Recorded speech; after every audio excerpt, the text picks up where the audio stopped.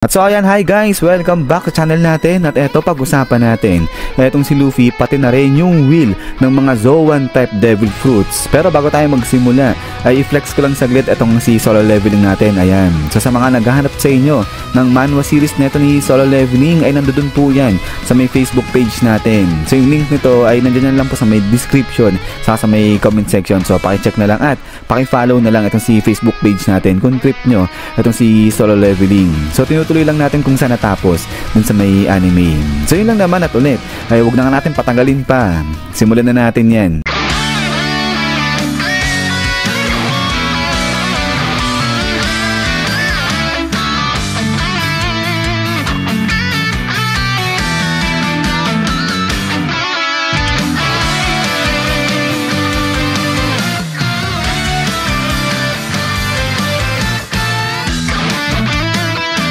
At so dito nga tayo magsisimula sa mga gorosei natin nung sa time na nabanggit nga nila na yung mga Zoan devil fruits ay may mga kanya-kanya o sari-sariling will etong mga devil fruits na nga na to.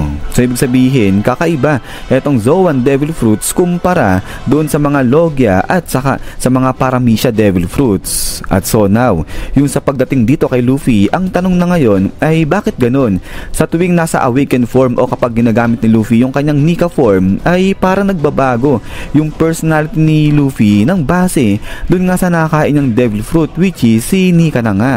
At it so happen na itong si Nika ay di ba nga isang Zoan type na devil fruit. At so ang sagot dito ay pwedeng matagpuan nga raw dito naman sa may Haitian Voodoo. So dito sa may Haitian Voodoo ay meron kong tawagin na Iwa. At itong Iwa na to, yan yung tagapamagitan between sa mga tao at saka dun sa Diyos na kung tawagin ay Bandai. So itong konsepto na to yung pwedeng pinagbasihan kung bakit na yung mga Zoan devil fruits ay may kanya-kanya sila o may sarili sila ng mga will. At so now ganito, base sa paniniwala ng sa Voodoo, etong mga Iwa na to, ayan, yung mga spirits na kung saan nagpo-possess o pumapasok dun sa katawan ng isang tao nang sa ganun ay magawa nga nilang makausap yung isang Diyos. At so now, in connection dito sa mga devil fruits na Zoan type, na pwedeng ganito nga yung konsepto kung bakit nagkakaroon ng will o sariling will yung isang Zoan type na devil fruit. Kasi nga diba minsan nasabi ni Dr. Vegapunk na itong mga devil fruits na to nagmula yan dun sa kahilingan o dreams ng isang tao. At so kaya ang possible na mangyari niyan na etong mga Zoan type na devil fruits, yung pinagmula nito ay yung mismong dugo o buhay mismo nung isang tao na may matinding kahilingan o matinding will. So kaya nga nananatili yung kanilang will dito sa loob ng devil fruit na to sa mga Zoan type. So syempre hindi lang naman yung will yung nag-i-stay dyan, kasama pati yung personality at saka nga yung character ng isang tao. So same nga dito sa concept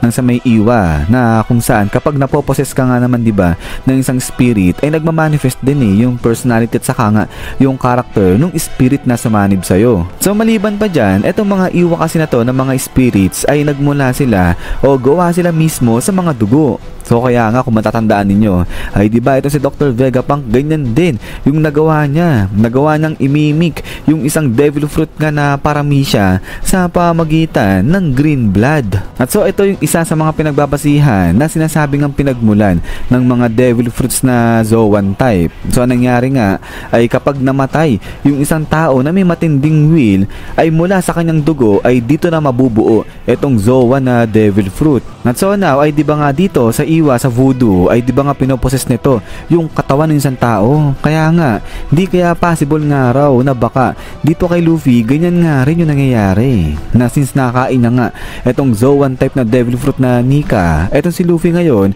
ay pinapayagan niya o hinahayaan niya na etong si Nika mag-take over dyan sa katawan niya. Kaya nakikita natin ngayon o nagmamanifest etong personality o character ni Nika sa tuwing ginagamit nga ni Luffy etong kanyang Nika form. At maliban pa nga dyan, sa mga Voodoo ay napaka-importante ng pagpoposes nga ng isang spirit doon sa katawan ng isang tao. At yung tawag doon sa katawan ng isang tao na naposes ay tinatawag na call o horse. At yung act naman sa pagpoposes na ginagawa, ang tawag doon ay mounting a horse. So parang sa madaling sabi niyan, pag mounting a horse ay di ba parang kinokontrol nga nito yung kabayo. So ibig sabihin, yung nagposes dun sa katawan ng isang tao ay siya yung nagko-control din dun sa katawan ng tao. So syempre may mga process o rituals na ginagawa para maging successful yung pagpoposes nga ng isang spirit sa katawan ng isang tao. At sa may iwa sa voodoo, ang ginagawa nila dyan ay sa pamamagitan ng pagpiplay ng drums at pati yung pag-offer ng kanta at ng mga sayaw, ganyan. So dito parang familiar sa atin yan na nangyari na nga yan dito sa mundo ng One Piece natin. At kung matatandaan nga ninyo ay diba bago pa ito si Luffy ma-awakened sa kanyang Nika form ay diba nauna na tumunog muna yung kanyang drums of liberation. At sa pagkakatunog ng drums of liberation na ni Luffy ay dito na nagsimula na ma-awakened itong si Nika sa kanyang si Nika tuloy si Luffy sa kanyang pagiging Nika. At so ngayon diba itong mga iwa ay mga spirits nga yan. So kaya possible nito na baka raw yung pinanggalingan o yung pinagbasihan ng karakter nito ni Nika ay itong si Papa Legba naman. So itong si Papa Legba, ito kasi yung pinaka-karakter niya, laging nakasuot ng pula yan at laging nga raw yan na may suot din na straw hat. So parang kay katulad ni Luffy ganyan. At isa pa, sinisimbolize nga raw nito ni Papa Legba yung araw. Nakikukumpara naman dito sa mundo ng One Piece natin ay siya naman yung tinagurian na Sun God.